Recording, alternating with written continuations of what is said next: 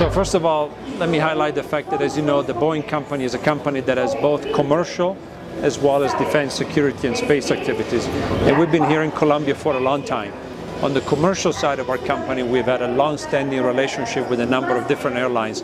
Of course, Avianca is at the top. On the defense and security side, we have products currently operating with the Colombian Air Force, ranging from mobility platforms, 727, 737, 767, and even 707, performing a number of missions having to do with mobility, VIP transport, and even aerial refueling. So that's one spectrum, if you will. The opposite side of the spectrum is the unmanned air vehicle arena, where we have the Scan Eagle, Night Eagle system operating with the Colombian Air Force for several years. Last year, as a matter of fact, in 2013, the Colombian Air Force flew more than 4,800 flight hours with that particular system. So, and then as I look to the future and as I listen to the Colombian customer talk about their future needs, I will say there's three areas that stand out as being some of the most critical. Number one, intelligence, surveillance, and reconnaissance, or ISR.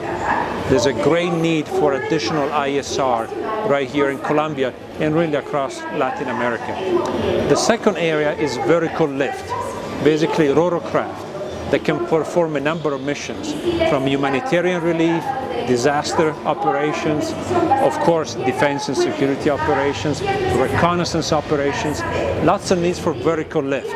Systems that can operate without the need of a runway, obviously. And I think the third and final area would be in the area of cybersecurity, information assurance, how information is protected, how information can be exploited through data analytics in order to help a government, a force, make decisions. So I would say those are the three areas where I see the greatest needs today, right here in Colombia. Most likely that need will be satisfied by having a company taking a used commercial 767 from the marketplace and then doing modifications to turn it into a tanker. And that is a market in which currently we're not operating any longer. So I think other companies besides Boeing will be better positioned to provide that capability.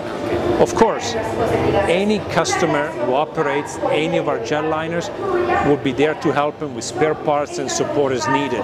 But the contract will not be a contract with Boeing. We're really focused on delivering not only the best capability to our customers, but we're focused on delivering those capabilities at the most affordable cost. We think that the combination of capabilities together with an affordable offering is what creates value for a customer. So we're really focused on delivering value to our customers. That is basically what we do. To do that, we've been investing very aggressively internally within our company for many years in the research and development efforts. And if you look actually at many of the other large aerospace companies, we're actually the only one who has continuously increased our internal research and development investment, even during some very challenging times. As you know, a lot of our business comes from the United States, and the United States Department of Defense is going through some challenges on the budget side. And yet, we have continued to increase our investment. I think that is a fundamental piece of our strategy globally. I can tell you across the region, what I hear consistently from our customers is that they're looking for solutions that, first of all, have low or preferably no risk. So they have to be proven solutions.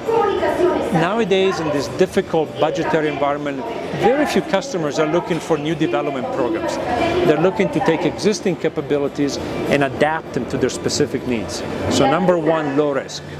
Second point, the ease of introduction of a system into somebody's inventory and concept of operation.